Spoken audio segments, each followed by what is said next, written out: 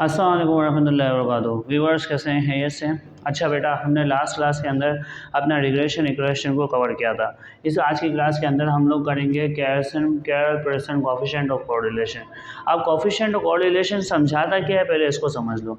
Coefficient of correlation ये बताता है कि मिसाल के तौर पर जब आप दो वेरिएबल को चेक करते हो तो उन दो वेरिएबल में रिलेशनशिप क्या है, क्या वो दो वेरिएबल आपस में रिलेट करते हैं, क्या उनके दरमियान कोई रिलेशनशिप एग्जिस्ट करता है। अब मिसाल के तौर पर दो ऐसे वेरिएबल है जो कि दोनों एक दूसरे के लिए अननोन है, लेकिन क्या उनमें कोई रिलेशनशिप है, तो वो रिलेशनशिप देखने के लिए आप लोग क्या इस्तेमाल करते हो, कोफिशिएंट ऑफ कोरिलेशन इस्तेमाल करते हो। अब मिसाल के तौर पर मैं देखना चाह रहा हूँ, एक वेरिएबल प्राइस है, एक वेरिएबल डिमांड है, इन दोनों वेरिएबल में कोई रिलेशनशिप है, तो ये रिलेशनशिप का जो मेरे पास आंसर चेकिंग करूँगा मैं कोफिशिएंट ऑफ कोरिलेशन की मदद से करूँगा। लेकिन एक बात याद रखनी है, जब आप कोफिशिएंट ऑफ कोरिलेशन को इस तरीके से समझोगे तो याद रखना आपके पास जो भी इसका आंसर आएगा वो आपके पास मिसाल के तौर पर ये आर है सर, ये आर मिसाल के तौर पर 1 से +1 से छोटा होगा, ठीक है। और याद रखिएगा कि सर -1 से बड़ा होगा। सर क्या बोला, समझो बात को। अगर मैं इस तरीके से अगर समझ में नहीं आता ना, तो एक ही चीज़ समझ लो कि आर का जो भी आंसर है वो 1 से बड़ा नहीं होगा, चाहे वो +1 हो या -1 हो। वापस से बता रहा हूँ, अगर वो स्टेटमेंट समझ में नहीं आई, क्योंकि वो बेसिकली स्टैटिस्टिकल तरीका है लिखने का, ठीक है ना, तो याद रखिएगा आर का जो कोरिलेशन का आंसर है वो +1 हो या -1 हो, उससे बड़ा नहीं होगा। अब मिसाल के तौर पे आपने दो वेरिएबल है उनको टेस्ट करवाया कोफिशिएंट ऑफ कोरिलेशन की मदद से। कोफिशिएंट कोरिलेशन की मदद से टेस्ट करवाने के बाद पता चला उसका आंसर 0.8 से लेकर 1 तक फॉल करता है, तो सर एक बार याद रखिएगा वो स्ट्रॉन्ग होंगे, या स्ट्रॉन्ग पॉजिटिव होंगे या स्ट्रॉन्ग नेगेटिव होंगे।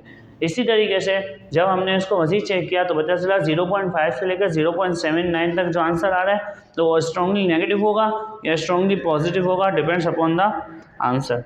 इसी तरीके से बेटा आपने जब इधर देखा वीक के अंदर, तो उसका भी आपको इसने रेशो बता दिया, नेग्लिजिबल का रेशो भी आपको बता दिया। लेकिन एक बात हमेशा याद रखनी है, वो याद रखने वाली बात यह है कि आपके पास कोफिशिएंट ऑफ कोरिलेशन का जो आंसर है वो आपके पास क्या होगा, 1 से आगे नहीं होगा, ठीक है।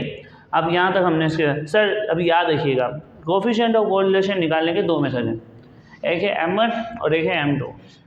अगर मिसाल के तौर पे आपके पास ऐसा डेटा आ जाता है, ये दोनों डेटा आएंगे, बस ये तीनों आपने बनाने, हमने पिछले सवालों में बनाए हुए जब हमने रिग्रेशन इक्वेशन आपको कराई थी, उसी सवाल को लेके हम क्या करा रहे हैं, कोफिशिएंट ऑफ कोरिलेशन करा रहे हैं। अब हुआ क्या, पेपर में आपके पास डेटा आ गया और डेटा के अंदर आपको ये सारी चीज़ें बनानी पड़ रही हैं, तो फिर तो आप ये वाला फॉर्मूला फॉलो करो। लेकिन पेपर में आपसे पहले बोल रहा है इक्वेशन y/x निकालो, फिर बोलेगा इक्वेशन x/y निकालो, फिर बोलेगा कोफिशिएंट ऑफ कोरिलेशन निकालो, तो फिर आप ये वाला फॉर्मूला पढ़ो। अब बेसिकली आप ये सोच रहे हैं सर ये नंबर आपने कहाँ से लिखे, सर हमने पिछली क्लासेस के अंदर जब y/x निकाला था तो उसमें b फाइंड आउट किया था, जब x/y निकाला तो उसमें d फाइंड आउट किया। अब दोनों के मेरे पास वेरिएबल हैं, इनका मैं जो आंसर निकालूंगा at the end of the day, तो फिर वही आंसर होगा जो इस फॉर्मूले से आ रहा होगा। और ये वाली थिंकिंग मैंने इसलिए करवाई है क्योंकि बेसिकली ये वाला आंसर करने के बाद बच्चे छोड़ देते हैं। याद रखना इसका आंसर छोड़ना नहीं होता, इसमें इंटरप्रिटेशन लिखनी पड़ती है कि आया इन दोनों वेरिएबल के दरमियान रिलेशनशिप है तो क्या है। यहाँ तक बात क्लियर है। अब सर आए पुट करते हैं फॉर्मूला में सारी चीज़ें। सम ऑफ एक्स वाई है मेरे पास 8662 माइनस 312 इंटू 260। इसी तरीके से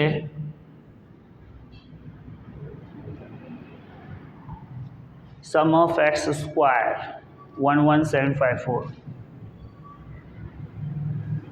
माइनस 312 का स्क्वायर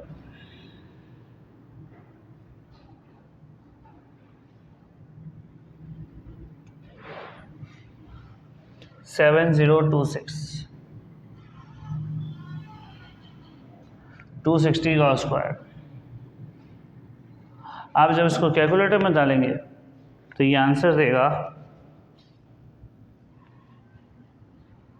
तो सर ये कोफिशिएंट ऑफ कोरिलेशन आ रहा है 0.75039 आ रहा है, ठीक है, मैंने 0.75 लिख दिया।